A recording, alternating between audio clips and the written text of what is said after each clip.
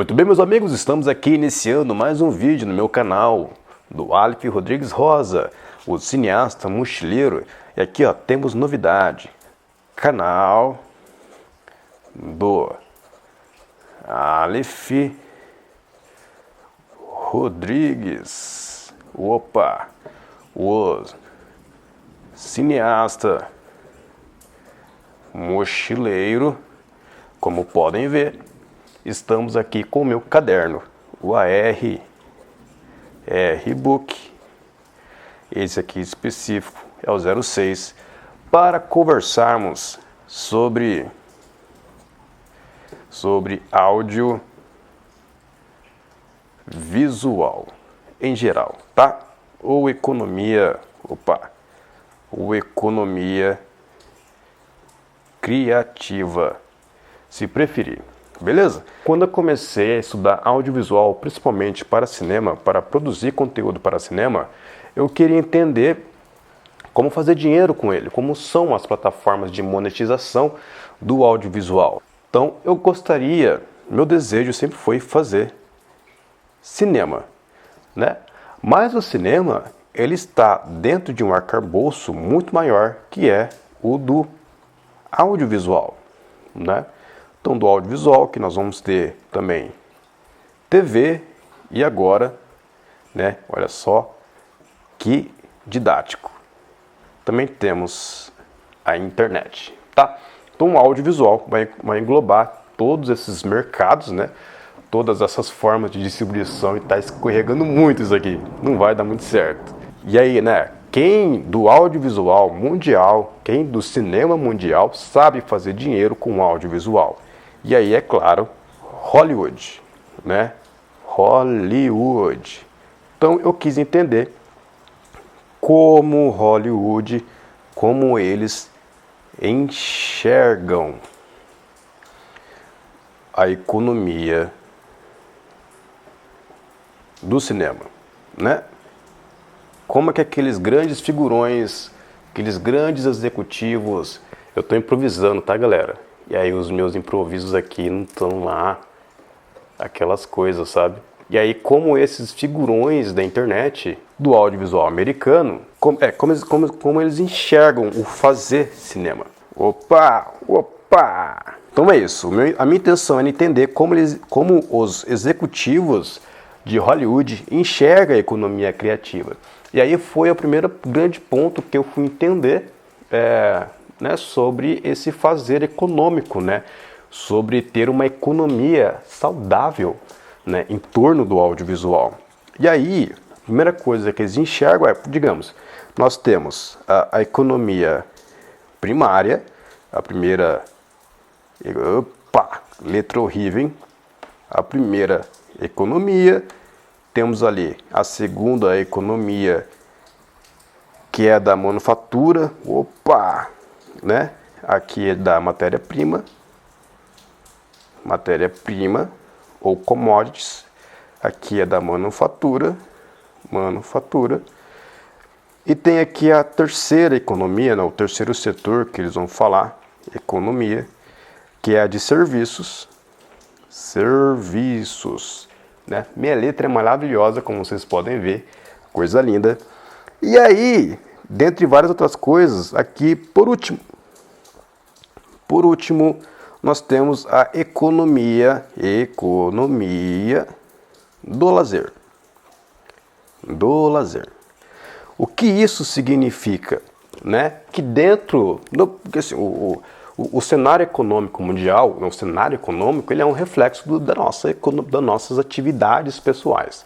Então isso significa que dentro das nossas prioridades pessoais, né, no que nós consumiríamos, e nós vamos priorizar os insumos primordiais, ou seja, aquilo que a gente precisa para comer, sobreviver, né? Então, comida vai entrar em primeiro lugar, coisa de saneamento básico, né, de higiene básica estará em primeiro lugar, então energia estará em primeiro lugar, combustível entra nessa questão da energia e por aí vai. Nós temos primeiro essa base dessa pirâmide econômica que nós vamos priorizar no nosso dia a dia, né? Se você reparar nas suas contas do dia a dia, você vai compreender que nós vamos priorizar essas coisas. Na segunda camada, por assim dizer, dessa prioridade, nós vamos começar a ter as coisas um pouco mais de qualidade, né? Quando começa a sobrar um pouco mais de dinheiro, nós vamos buscar ali comprar ali uma roupa de mais qualidade, um alimento, né, melhor produzido, uma casa mais bacana, um carro mais confortável.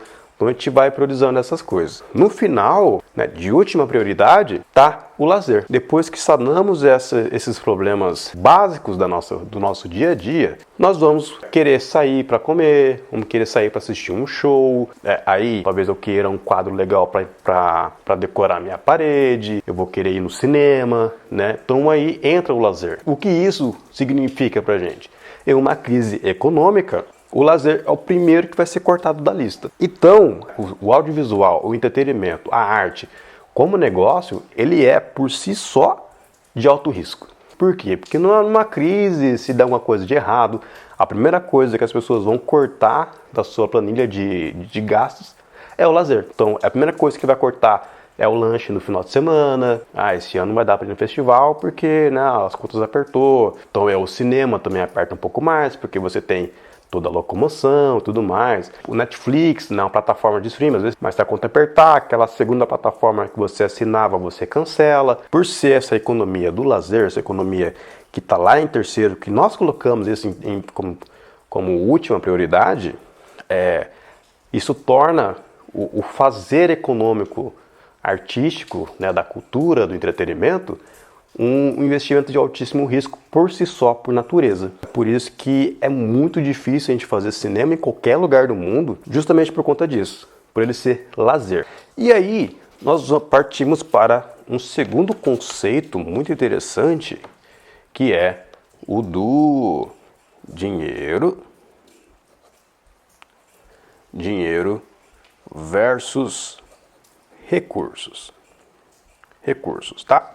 Então, beleza. Uma vez que nós passamos por isso, né? Estamos numa economia saudável, podemos investir aí em cultura, entretenimento e tudo mais, né? A sociedade tem condições de investir em cultura e tudo mais, né? Por isso que é importante uma sociedade rica e autônoma também.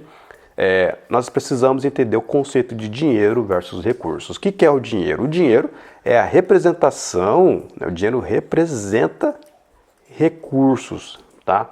Você pode ter R$1 milhão na sua conta, mas com esse R$1 milhão você não tem, digamos lá, um capital social para poder fazer parte de um clube ali, porque é só de algumas pessoas.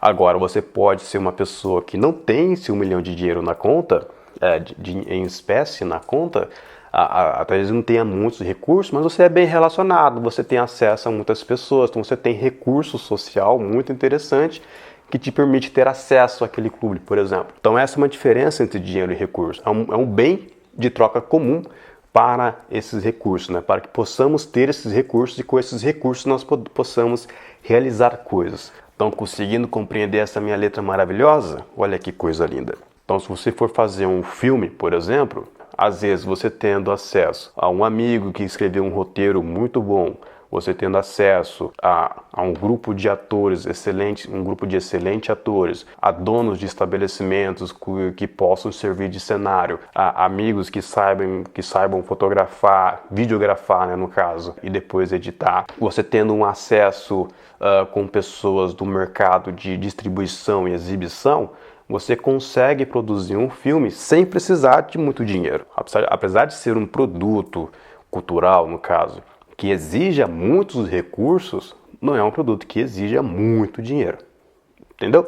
Tem essa pequena diferença, né? Claro que quando você está numa indústria, né, quando a coisa começa a ficar muito comercial, muito burocrática, né, você tem uma moeda de troca comum, como dinheiro, né, acaba sendo um facilitador, porque aí você consegue, facilita na hora de você negociar e estabelecer algumas regras de produção. E outra coisa, como é que eu consegui entender bastante, é sobre renda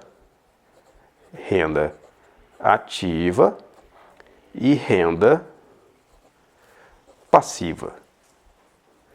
Passiva. Vamos dizer que rendas são os frutos que você gerou a partir da gestão desses seus recursos. E aí você tem essa renda ativa, ou seja, você precisa estar sempre trabalhando para que esses recursos te rendam lucros. Agora, com a renda passiva, você trabalhou uma vez e aí esse trabalho, com esse trabalho você continua recebendo, você continua tirando lucro desse trabalho por muito mais tempo. E essa é a principal característica do audiovisual, porque uma vez que eu produzi um filme, eu posso continuar exibindo e cobrando por essa exibição por anos a fio, sabe? Então, um filme que eu produzi nesse ano de 2026, eu continuo faturando em cima dele até 2035, até 2065 e por aí vai. Entende? Ele é um recurso que perdura, né? Ele é um produto que perdura ao longo do tempo e continua gerando receita ao longo do tempo. Então isso faz com que eu possa ter uma renda passiva em cima desse filme.